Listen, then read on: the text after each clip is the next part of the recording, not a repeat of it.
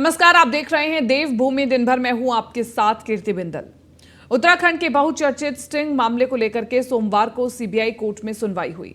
इस दौरान कोर्ट ने पूर्व मुख्यमंत्री हरीश रावत और पूर्व मंत्री हरक सिंह रावत को वॉइस सैंपल देने का फैसला सुनाया। इसके लिए उन्हें नोटिस जारी कर दिया गया है। साथ ही विधायक उमेश कुमार और मदन बिष्ट को भी नोटिस जारी किए जाएंगे। बता दें कि 2016 में हरीश रावत के मुख्यमंत्री रहते हुए उनका एक स्टिंग करने का दावा उमेश कुमार ने किया था। इसके बाद उत्तराखंड की राजनीति में भूचाल आ गया था। इसी दौरान एक और स्टिंग सामने आया था जिसमें विधायक मदन सिंह बिष्ट के होने का दावा किया गया। इसमें हरक सिंह रावत के भी शामिल होने का दावा किया गया था। दोनों ही स्टिंग के बारे में उमेश कुमार ने दावा किया था कि हरीश रावत सरकार को बचाने के लिए विधायकों की खरीद फरोख्त की डीलिंग की जा रही थी। इसमें रुपयों के लेन देन होने की बात का दावा भी स्टिंग प्रसारण के दौरान किया गया था। बाद में इस पूरे मामले की जांच सीबीआई को दे दी गई थी। स्टिंग में जो आवाजें हैं उनकी मिलान के लिए इन चारों ही नेताओं के वॉइस सैंपल लेने की अनुमति सीबीआई ने अदालत से मांगी थी।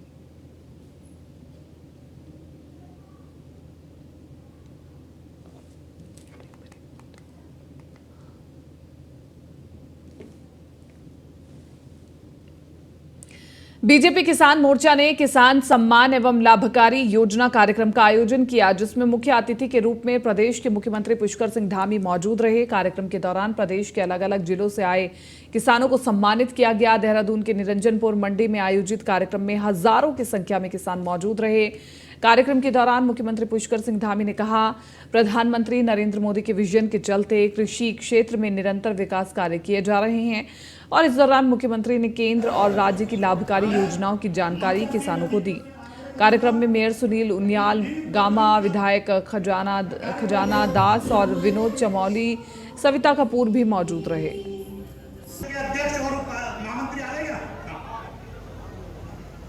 बार का जो हमारा आम बजट था, सामान्य बजट था, उसमें हमने किसान भाइयों के लिए एक अलग से जो है प्रावधान किया और उसके अंतर्गत किसानों की आय और आदरणीय प्रधानमंत्री मोदी जी ने जो पहले से ही जो है बजट तैयार किया हुआ है, उसी पर काम करते हुए हमने प्रदेश के अंदर 18,000 पॉली हाउस बनाने का निर्णय लिया है।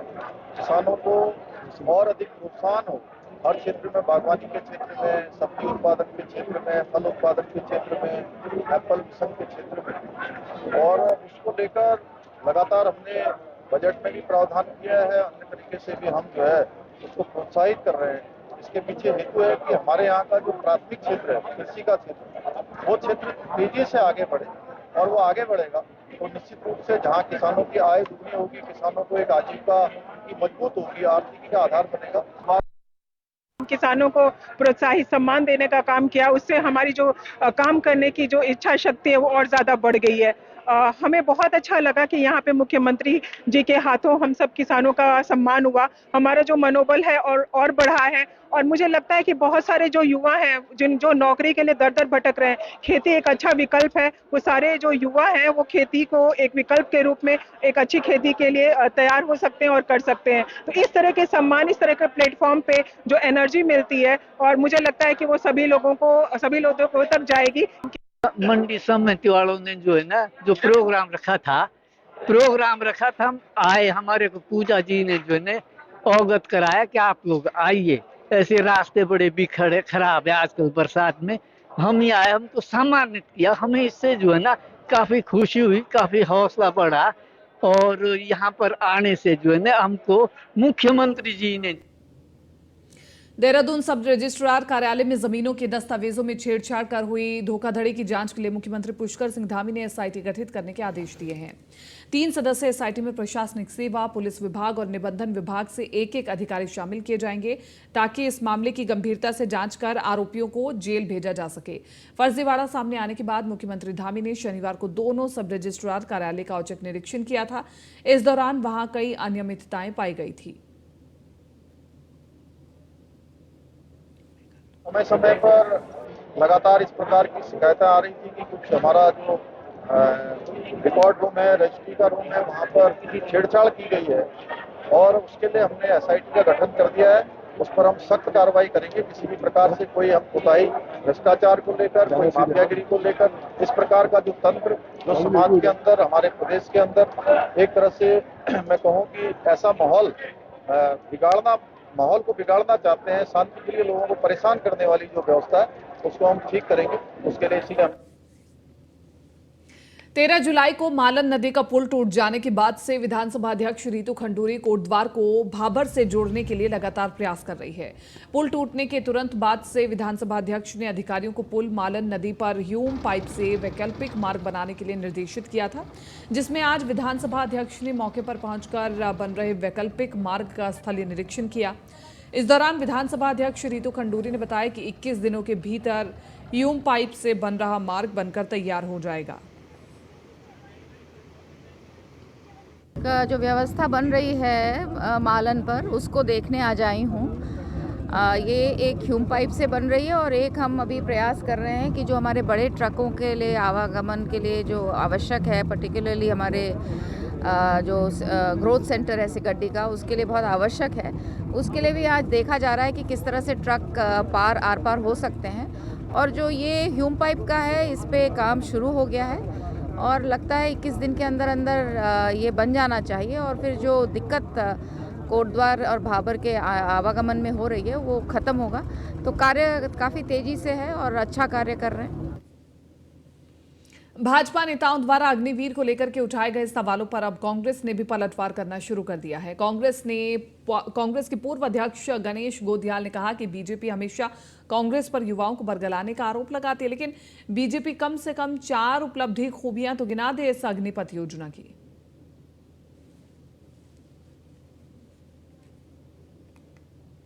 हमारे राष्ट्रीय नेता राहुल गांधी जी ने अग्निवीर योजना के खिलाफ जो प्रदेश में एक पैदल मार्च की यात्रा निकालने के लिए आदेशित किया है और जिसकी तैयारियां चल रही हैं, जिसमें उन्होंने ये कहा है कि मैं स्वयं इस यात्रा में शामिल होऊंगा, उससे भारतीय जनता पार्टी के अंदर भय का माहौल है। भारतीय जनता पार्टी बुरी तरह भयभीत है और इसलिए परसों प्रेस वार्ता करके उन्होंने ये कहा कि कांग्रेस के नेता युवाओं को बरगलाने का काम कर रहे हैं। मैं उनसे ये बात कहना चाहता हूं कि अगर कांग्रेस के कांग्रेस युवाओं को बरगलाने का काम कर रही है तो अग्निवीर योजना के फायदे युवाओं के हित में क्या है, ये उसको स्पष्ट रूप से जनता के सामने रखें। क्या फायदे हैं? जो युवा वर्षों से तैयारी कर रहा है उसको 4 साल में भर्ती होने के बाद आप बाहर का रास्ता दिखाने की योजना बना रहे हो और उस योजना का समर्थन भी कर रहे हो, तो आने वाले चुनाव में यहाँ के युवा आपको उसका हिसाब किताब बताएंगे। हमारे राष्ट्रीय नेता राहुल गांधी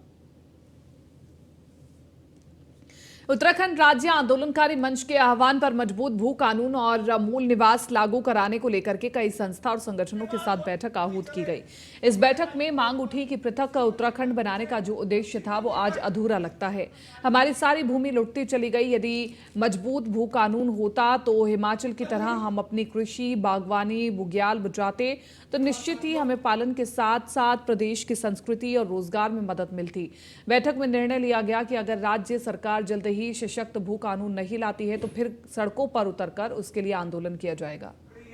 हमारे प्रदेश की भूमि लुटती चली जा रही है, हमारा मूल निवास हमसे चिंता चला गया है, राजधानी अभी हमें तक नहीं मिली है, लोकायुक्त हमें अभी तक नहीं मिला है। लेकिन आज जिस प्रकार से राज्य अधिकारी मंच ने तमाम संगठन और संस्थाओं के साथ जिन लोगों ने इस राज्य के लिए अपना जो है संघर्ष में योगदान दिया था, उनके साथ बैठ के जो है इस भू कानून, मजबूत भू कानून और मूल निवास के लिए हम लोगों ने बैठक करी है। आगामी क्रांति दिवस 9 अगस्त के दिन हम लोग मुख्यमंत्री आवास कूच करेंगे और तमाम राज्य से जो भी यहाँ पर राज्य हित के लोग, जो संस्थाएं जो काम करती हैं, जो लड़की हैं, जो संघर्ष के लोग हैं, वो उस दिन उस जुलूस में शामिल होंगे। केदारनाथ मंदिर में मोबाइल फोन ले जाने पर बैन लग गया है। रील्स बनाने और फोटो क्लिक करने पर भी पाबंदी लग गई है। बीकेटीसी ने मंदिर के भीतर फोटोग्राफी पर रोक लगा दी है। वायरल वीडियो की घटनाओं को लेकर के बड़ा फैसला लिया गया है। मंदिर परिसर में मोबाइल फोन वर्जित के बोर्ड लगाए गए। मोबाइल फोन का इस्तेमाल करने पर कानूनी कार्रवाई होगी। तो देखिए, बड़ी खबर आपको बता रहे हैं। बहरहाल ये कदम बहुत पहले उठा लेना चाहिए था, लेकिन जब केदारनाथ के गर्भगृह से फोटो वायरल हुई, एक महिला की नोट उड़ाने की, फिर दूसरी तस्वीर वायरल होती है कि एक लड़की अपने प्रेमी को प्रपोज करती है, इसके बाद से ही भक्तों में गुस्सा था, उबाल था कि आज की जनरेशन क्या यहाँ पर अपनी आस्था के साथ आती है या फिर इस प्रकार से रील्स बनाने के लिए। इसको देखते हुए बीकेटीसी ने अब बड़ा फैसला लिया है। अब मंदिर के गर्भगृह में मंदिर के अंदर फोन ले जाने की अनुमति नहीं है। रील्स बनाने और फोटो क्लिक करने पर भी पाबंदी है। आप जानते हैं कि विगत कुछ दिनों से सोशल मीडिया पर कुछ वीडियो रील्स वगैरह वायरल्स हो रही थी, जिनसे जो श्रद्धालु हैं, तीर्थयात्री हैं, धर्म प्रेमी हैं, उनकी भावनाएं आहत हो रही थी और वो गरिमाओं के विपरीत उनको माना जा रहा था। तो इसको देखते हुए बद्रीनाथ केदारनाथ मंदिर समिति ने जो मंदिर के भीतर रील्स, फोटोग्राफी, वीडियोग्राफी इत्यादि जो हो रही थी और मंदिर परिसर में, हमने उसको प्रतिबंधित कर दिया है और उसके लिए तमाम स्थानों पर वहाँ साइन बोर्ड लगाए गए हैं कि और चेतावनी दी गई है कि अगर कोई वहाँ पर वीडियोग्राफी, फोटोग्राफी इत्यादि करता है तो उसके विरुद्ध हम विधिक कार्रवाई करेंगे। आप जानते हैं कि विगत कुछ दिन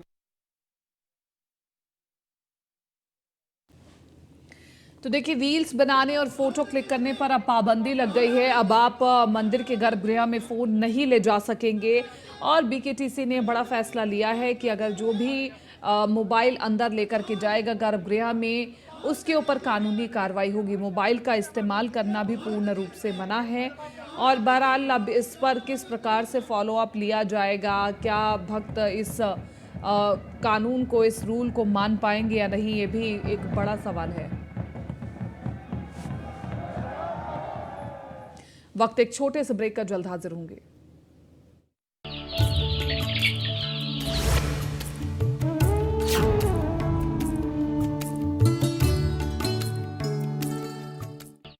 केंट से पानी होता है 100% प्योर। केंट आरओ प्योरिटी दिखाता भी है।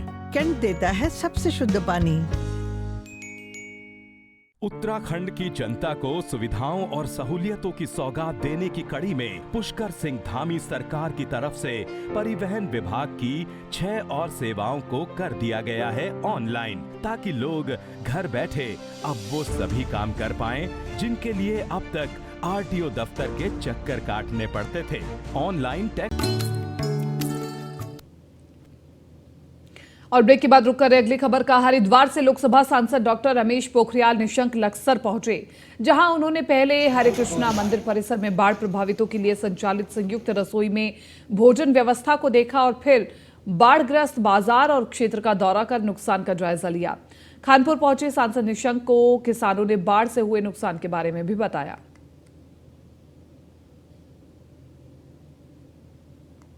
हमारा प्रशासन भी पूरी मुस्तैदी से जुटा हुआ है। राहत कामों में कहीं भी कोई ढिलाई न बरती जाए। लगातार हम भी देख रहे हैं, जिला अधिकारी, एसएसपी और कमिश्नर और स्वयं मुख्यमंत्री इसकी लगातार समीक्षा कर रहे हैं। कल भी मैंने जिला मुख्यालय में समीक्षा की थी, जिसमें जिलाधिकारी, एसएसपी, सारे आला अफसर थे।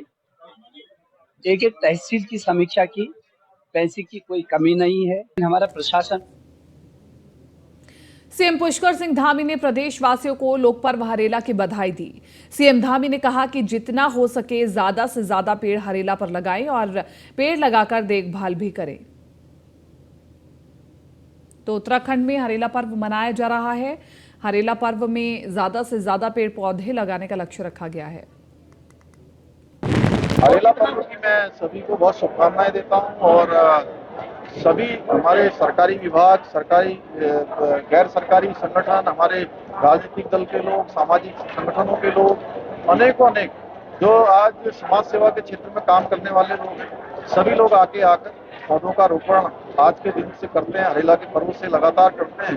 मैं सभी से अनुरोध करूंगा कि जहां पेड़ पौधों का रोपण करें, वहीं उसके साथ साथ उनकी सुरक्षा भी हो और वो आगे कैसे बढ़े उसकी भी पूरी चिंता करते हुए, और जल संरक्षण के रूप में हमने इस बार की थीम ली है, उसको भी अपनी प्राथमिकता में लेकर जल संरक्षण के क्षेत्र में भी प्रत्येक। गृह मंत्री अमित शाह ने सोमवार को दिल्ली में ड्रग्स तस्करी और राष्ट्रीय सुरक्षा पर क्षेत्रीय सम्मेलन की अध्यक्षता की। कार्यक्रम में गृह मंत्री की उपस्थिति में देश के विभिन्न हिस्सों में 2381 करोड़ रुपए मूल्य की 1,40,000 किलोग्राम से अधिक नशीले पदार्थ नष्ट किए गए हैं। इस कार्यक्रम में मुख्यमंत्री पुष्कर सिंह धामी ने भी वर्चुअली प्रतिभाग किया और मुख्यमंत्री पुष्कर सिंह धामी ने इस अति महत्वपूर्ण बैठक के आयोजन के लिए केंद्रीय गृह मंत्री का आभार व्यक्त करते हुए कहा कि भारत सरकार पूरी सख्ती के साथ ड्रग ट्रैफिकिंग के खिलाफ कार्य कर रही है और इसके सार्थक परिणाम भी लगातार देखने को मिल रहे हैं। उत्तराखंड सरकार भी ड्रग ट्रैफिकिंग को रोकने और इसके तंत्र को ध्वस्त करने के लिए कारगर प्रयास कर रही है। उत्तराखंड को 2025 तक ड्रग फ्री बनाने का लक्ष्य रखा गया है। इसके लिए हर स्तर पर कार्य योजना के साथ काम हो रहा है। आदरणीय गृह मंत्री अमित शाह जी की अध्यक्षता में बैठक हुई है और उन्होंने जो निर्देश दिए हैं राज्य के, हम उस पर तेजी से काम करेंगे और हमारी प्राथमिकता है कि 2025 तक देवभूमि को ड्रग्स फ्री देवभूमि बनाएं।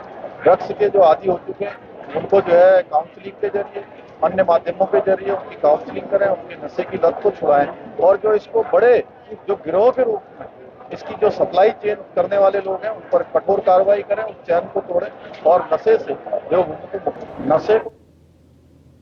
मुख्यमंत्री पुष्कर सिंह धामी के निर्देशों पर मसूरी देहरादून विकास प्राधिकरण ने हरेला पर्व को और खास बना दिया है। देहरादून के आईटी पार्क के पास मसूरी देहरादून विकास प्राधिकरण के उपाध्यक्ष बंशीधर तिवारी ने एमडीडीए की भूमि पर फलदार पौधे लगाए। एमडीडीए उपाध्यक्ष ने कहा कि उत्तराखंड में चिपको आंदोलन के 50 साल पूरे होने पर आंदोलन की जनक गौरा देवी के नाम से पेड़ लगाए जाने वाले स्थान को पार्क के रूप में डेवलप किया जाएगा, जबकि इस स्थान के पास एमडीडीए की एक बड़ी भूमि भी है जिस पर प्राधिकरण बहुत जल्द अपनी एक खास आवासीय योजना भी लेकर के आएगा। वीसी एमडीडीए बंशीधर तिवारी ने मौके पर ही अभियंताओं को आवास योजना निर्माण से पहले समस्त तैयारियां पूरी करने और ड्राइंग तैयार करने के निर्देश भी दिए हैं। न्यूज़ 1 इंडिया के ब्यूरो चीफ सुदीप जैन से खास बातचीत करते हुए वीसी एमडीडीए ने अपना पूरा प्लान बताया है। हरेला के पर्व को और भी मसूरी देहरादून विकास प्राधिकरण ने खास बना दिया है। दरअसल आज ही चिपको आंदोलन की जो प्रणेता रही गौरा देवी, उनके आंदोलन को 50 वर्ष पूर्ण हो रहे हैं और गौरा देवी की याद में मसूरी देहरादून विकास प्राधिकरण एक गौरा देवी वन तैयार कर रहा है। महत्वपूर्ण बात यह है कि इस पूरे क्षेत्र में फलदार पेड़ लगाए जा रहे हैं जिसमें कटहल, आम, जामुन और दूसरे ऐसे फल हैं जो वन के रूप में जिन्हें डेवलप किया जाएगा, जिसे जंगली जानवर भी खा सकेंगे। और सबसे खास बात यह है कि इस क्षेत्र से सटी मसूरी देहरादून विकास प्राधिकरण की एक बहुत बड़ी भूमि भी है जिसको अब डेवलप किया जाएगा आवासीय योजना के रूप में। वीसी एमडीडीए मसूरी देहरादून विकास प्राधिकरण के जो बॉस हैं बंशीधर तिवारी जी, उन्होंने अभी अफसरों को निर्देश भी दिए हैं कि इसका एक प्लान बनाया जाए कि कैसे एक अच्छी आवासीय योजना आम जन के लिए उपलब्ध कराई जाए। हमारे साथ वीसी साहब हैं, इनसे बातचीत करते हैं। सर, गौरा देवी जी की याद में आज आप लोगों ने एक नया प्रयोग किया है और सबसे खास बात यह है कि फलदार पौधे लगाए गए हैं जो कि जंगली जानवरों को शहरी इलाकों में भी जाने से रोकेंगे। कंसेप्ट क्या है? देखिए, माननीय मुख्यमंत्री जी ने हम लोगों को निर्देश दिया था 2 बिंदुओं पर। एक तो जो हमारा चिपको आंदोलन है उसका 50वां साल चल रहा है और उसकी स्मृति में वृक्षारोपण का एक कार्यक्रम हम लोग कर रहे हैं और माननीय मुख्यमंत्री जी ने ये कहा था कि वृक्षारोपण अधिक से अधिक किया जाए। दूसरा, जल संरक्षण और संवर्धन पर भी जोर दिया जाए। तो चूंकि चिपको आंदोलन की प्रणेता रही हैं गौरा देवी, तो हम लोग जो आज वन बना रहे हैं उन्हीं को समर्पित करना है, उनके नाम पर ही इसका नामकरण करेंगे। और जो जल संरक्षण की बात है वो हमने एक इसका अभियान चला रखा है कि ऐसे कमर्शियल कॉम्प्लेक्स है जो आवासीय व्यावसायिक भवन हैं जिन्होंने वाटर हार्वेस्टिंग और वाटर कंजर्वेशन के लिए व्यवस्था नहीं की है और मानचित्र में दिखा रखा है, तो उनको हम लोग व्यवस्था सुनिश्चित करा रहे हैं ताकि जो पानी है उसका हम लोग बचाव करें और उसका अधिकतम उपयोग कर सकें। सर, आपने अपने ऑफिसर्स को, अपने इंजीनियर्स को निर्देश दिए कि जो पूरा क्षेत्र है इसको एज ए पार्क डेवलप कर दें, बेंच भी लगा दें ताकि बच्चे बुजुर्ग भी आ सकें। दूसरा, इससे सटी हुई आपकी एक बहुत बड़ी भूमि है जिस पर आप आवासीय योजना भी लाने जा रहे हैं ताकि प्राधिकरण का भी कुछ राजस्व हो जाए और लोगों को एक अच्छी सुरक्षित आवासीय योजना मिल सके। ये क्या कंसेप्ट है? देखिए, हम लोगों का प्रयास है कि देहरादून का जो ग्रीन कवरेज है उसको हम बढ़ाएं और लगभग 1 लाख पेड़ हम लोगों ने लगाने का लक्ष्य रखा है। अलग अलग सड़कों को भी हमने चिन्हित किया जिसमें हम लोग वृक्षारोपण करेंगे, जिसकी शुरुआत आज कर रहे हैं। इससे लगी हुई हमारी भूमि है जहाँ पे हम आवासीय योजना प्रस्ताव बना रहे हैं और शीघ्र ही उसकी आवासीय योजना बना करके जन सामान्य के लिए उसको लॉन्च करेंगे। दूसरा, जो हम पार्क बना रहे हैं यहाँ पर एक फुटपाथ भी बनाएंगे ताकि आमजन उसमें टहले, बच्चों को खेलने के लिए पार्क बनाएंगे, बैठने के लिए बेंच भी बनाएंगे ताकि जंगल का स्वरूप भी रहे और लोग उस हरियाली में, उस जंगल में, उस प्रकृति के करीब रहने का उनको एक अवसर भी मिल सके। तो आप थे वीसी एमडीडीए जिन्होंने एक बहुत बड़ी बात कही है कि जंगल के बीच एक वन के साथ आवासीय योजना आम जन को जहां मिलेगी, जहां फलदार पेड़ पौधे होंगे और नदी से सटी चूंकि ये भूमि है तो एक लोगों को अच्छा अनुभव भी होगा प्रकृति के करीब रहने का। कैमरा सहयोगी अंजीत के साथ सुदीप जैन, न्यूज़ 1 इंडिया, देहरादून। फिलहाल इस बुलेटिन में मेरे साथ इतना ही। आप बने रहिए न्यूज़ 1 इंडिया के साथ।